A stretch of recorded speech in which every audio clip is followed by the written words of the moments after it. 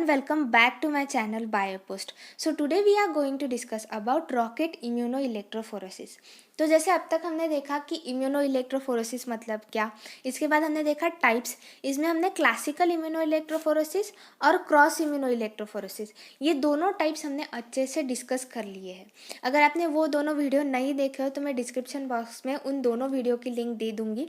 I will suggest कि आप वो दोनों वीडियो देख लीजिए अच्छे से, ताकि आपको रॉकेट इम्यूनोइलेक्ट्रोफोरेसिस क्या होता है ये और अच्छे से समझ में आए। ठीक है, so let's start with rocket immunoelectrophoresis. तो रॉकेट इम्यूनोइलेक्ट्रोफोरेसिस को और एक नाम से जाना जाता है, it is also known as electroimmunoassay. क्या कहा जाता है? इलेक्ट्रो इम्यूनोएसिल। ओके, तो इसका ऑल्टरनेट नाम है, रॉकेट इम्यूनोइलेक्ट्रोफोरेसिस का ऑल्टरनेट नाम है इलेक्ट्रो इम्यूनोएसिल। तो अब इसे रॉकेट इम्यूनोइलेक्ट्रोफोरेसिस क्यों कहा जाता है रॉकेट इम्यूनोइलेक्ट्रोफोरेसिस? तो जैसे जैसे आपको प्रोसीजर पता चलेगा कि क्या बेसिक प्रोसीजर होती है रॉकेट इम्यूनोइलेक्ट्रोफोरेसिस की, आपको समझ में आ जाएगा कि इसे रॉकेट इम्यूनोइलेक्ट्रोफोरेसिस क्यों कहा जाता है। तो बेसिकली क्या किया जाता है रॉकेट इम्यूनोइलेक्ट्रोफोरेसिस में? तो जैसे हमें पता है इलेक्ट्रोफोरेसिस की जेल होती है, ठीक है, जेल में हम वेल्स करते हैं और वेल्स में हम मॉलिक्यूल्स को फिलअप करते हैं। बाद में हम इलेक्ट्रिक फील्ड अप्लाई करते हैं और with the help of this electric field ये मॉलिक्यूल्स मूव करते हैं इस इलेक्ट्रोफोरेसिस जेल में। ठीक है, तो रॉकेट इलेक्ट्रोफोरेसिस में भी ऐसा ही होता है। सो जेल्स होते हैं, जेल होता है, ये रहा जेल, इलेक्ट्रोफोरेसिस का जो जेल होता है वो, इसमें हमने बनाए वेल्स। ठीक है, वेल्स बनाए और इन वेल्स में हमने ऐड किए एंटीजन के मिक्सचर को। लेकिन कैसे ऐड किया? In increasing concentration of antigen का हमने इंक्रीजिंग कॉन्सेंट्रेशन में। फॉर एग्जांपल फर्स्ट वेल में हमने एक एंटीजन डाला, सेकेंड वेल में 2 एंटीजन, थर्ड वेल में 3 antigen. So in increasing concentration, जैसे जैसे वेल्स बढ़ते गए वैसे वैसे हमने एंटीजन का कॉन्सेंट्रेशन क्या किया? बढ़ाते गए। इसके बाद जो जेल है, जो इलेक्ट्रोफोरेसिस का जेल है, उसमें हमने किसे इनकॉर्पोरेट किया? हमने इनकॉर्पोरेट किया एंटीबॉडीज़ को। हमने ऑलरेडी जेल्स में एंटीबॉडीज़ को इनकॉर्पोरेट किया और जो वेल्स है उन वेल्स में हमने एंटीजेंस डाले, लेकिन इन इंक्रीजिंग कॉन्सेंट्रेशन। ठीक है, और जो एंटीजेंस पे चार्ज कैसा है? निगेटिव है, तो वो किस और मूव ऑन करेंगे? पॉजिटिव चार्ज की ओर मूव करेंगे। तो जब हम इलेक्ट्रिक फील्ड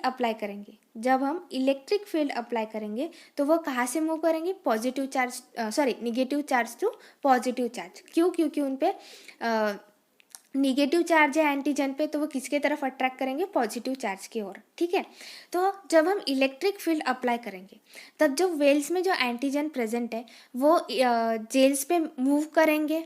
ठीक है, लेकिन हमें प्रेसिपिटेट लाइन फॉर्म होती हुई नहीं देखेंगी वेल्स के तरफ। फॉर एग्जांपल ये वेल है और यहाँ पे इस रीजन में हमें प्रेसिपिटेट आर्क या फिर प्रेसिपिटेट लाइन हमें फॉर्म होती हुई नहीं दिखेगी। क्यों नहीं दिखेगी? क्योंकि एंटीजन का कॉन्सेंट्रेशन यहाँ पे बहुत ज़्यादा है, एंटीजन का कॉन्सेंट्रेशन इस रीजन में बहुत ज़्यादा है। इसकी वजह से हमें प्रेसिपिटेट लाइन या फिर आर्क फॉर्म होता हुआ नहीं दिखेगा, क्योंकि यहाँ पे एंटीजन का कॉन्सेंट्रेशन कैसा है? ज़्यादा है। और अगर हमें प्रेसिपिटेट आर्क या फिर लाइन अगर हमें फॉर्म होती हुई दिखनी चाहिए तो वहाँ पे एंटीजन और एंटीबॉडी का कॉन्सेंट्रेशन कैसा होना चाहिए? इक्वल होना चाहिए। लेकिन इस रीजन में इक्वल है क्या? नहीं। क्यों? क्योंकि यहाँ पे एंटीजन का कॉन्सेंट्रेशन बहुत ज़्यादा है। तो जैसे जैसे एंटीजन मूव करते जाएंगे इलेक्ट्रोफोरेसिस जेल पे, इसके बाद हमें आर्क फॉर्म होते हुए दिखेगा। क्या फॉर्म होते हुए दिखेगा? आर्क फॉर्म होते हुए। और ये आर्क कैसा है? रॉकेट के शेप में है। कैसे है? रॉकेट के शेप में। इसीलिए इसे हम क्या कहते हैं? Rocket immuno electrophoresis. अब जैसे कि इस एंटीजन के लिए, तो इस एंटीजन के लिए यहाँ पे आर्क फॉर्म हुआ। ठीक है, यहाँ पे आर्क फॉर्म हुआ। यहाँ पे आर्क क्यों फॉर्म हुआ? क्योंकि यहाँ पे एंटीबॉडी और एंटीजन का कॉन्सेंट्रेशन कैसा है? इक्वल है। उन दोनों में इंटरैक्शन हुई, क्योंकि उन दोनों का कॉन्सेंट्रेशन कैसा है? इक्वल है, इसलिए उन दोनों में इंटरैक्शन हुई और हमें एक प्रेसिपिटेट आर्क फॉर्म होते हुए दिखा, जो एक रॉकेट के फॉर्म में है। वैसे ही सेकेंड एंटीजन के लिए यहाँ पे, थर्ड के लिए यहाँ पे, फोर्थ, फिफ्थ और सिक्स्थ। अब आप कहोगे कि सारे आर्क एक ही जगह पे क्यों फॉर्म नहीं हुए, अलग अलग जगह पे क्यों फॉर्म हुए।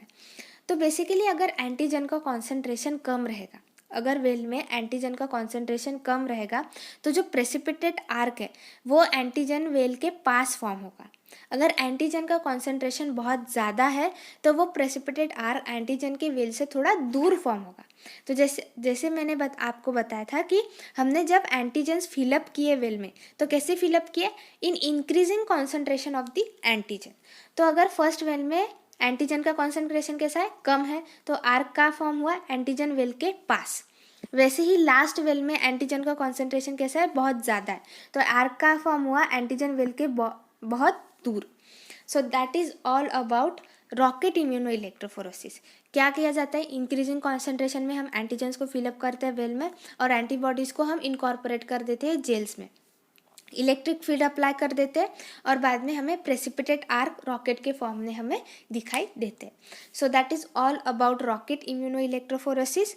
अगर और आने वाले वीडियो में हम डिस्कस करेंगे इम्यूनो फिक्सेशन इलेक्ट्रोफोरेसिस, जो कि लास्ट टाइप है इम्यूनो इलेक्ट्रोफोरेसिस का, वो हम आने वाले वीडियो में डिस्कस करेंगे। अगर ये वीडियो आपको अच्छा लगा हो तो प्लीज़ मेरे चैनल को लाइक कीजिए, शेयर कीजिए, सब्सक्राइब कीजिए। Thank you.